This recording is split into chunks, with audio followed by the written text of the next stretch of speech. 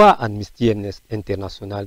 Il faut considérer que là que nous sommes dans les relations internationales d'ailleurs, et dans son foisonnement ou bien dans sa fondation, la relation internationale était strictement déjà la relation qui liait les États entre eux.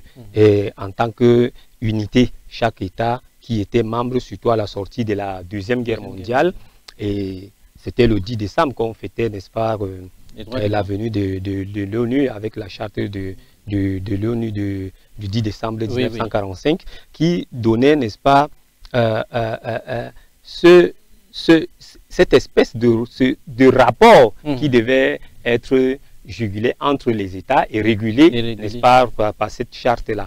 Après, il y a avec l'évolution et la venue dans les années 60 d'autres États, et particulièrement les États africains qui venaient de sortir de la décolonisation. Nous avons parlé dans les années 60, avec les indépendances des années 60, il a fallu que, n'est-ce pas, cet organisme ou bien cette organisation ou bien cette société internationale intègre d'autres nouveaux membres, les nouveaux États indépendants d'Afrique et certains d'Asie. Après, on a eu beaucoup plus de considération et d'évolution, où on a considéré aussi comme partie membre de cette organisation ou de cette société internationale, les OIG, c'est-à-dire les organisations internationales gouvernementales, et plus tard encore les OING, les organisations internationales non gouvernementales, dont Amnesty International est une organisation internationale non gouvernementale, qui aujourd'hui dresse ce rapport. Ce rapport devait être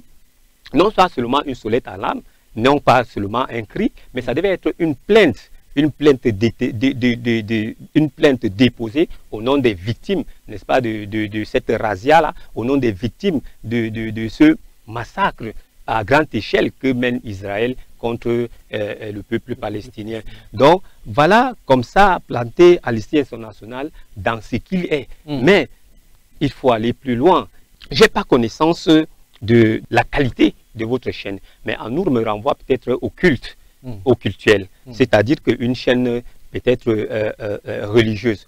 Et il faut dire que, et justement, Toby Bois, dans l'affiche qui nous menait à annoncer cette émission, il y a eu un lapsus. Il y a eu un lapsus parce que nous avons partagé dans les réseaux sociaux et nous avons eu la remarque. Il y a eu un lapsus. On l'a décrit Gaza, 2 points, Amnesty International, le rapport d'Amnesty International, il est écrit le rapport d'Amnesty International.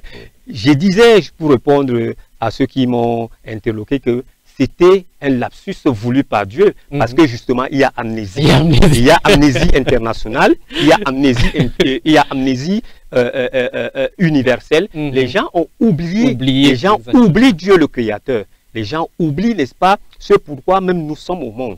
Nous sommes au monde juste parce que nous avons un maître, le seul et l'unique, qui est Allah subhanahu wa ta'ala, Dieu le Créateur. C'est pour lui que nous sommes là. Et j'ai poussé plus loin à dire aux autres que ce n'est pas seulement une amnésie, c'est même une hérésie. Et c'est à ça que nous sommes. Aujourd'hui, au monde, nous avons oublié le Créateur et le but de notre création.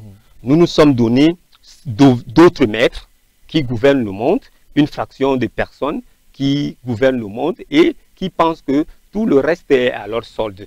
Alors, tant qu'on ne va pas revenir aux principes, aux fondamentaux, tant qu'on ne va pas revenir au Créateur et à Allah subhanahu wa ta'ala, Dieu Tout-Puissant, on ne saura pas sortir, n'est-ce pas, des injustices qu'il y a au monde, et des injustices, il y en a à un point fini à tous les coins du monde.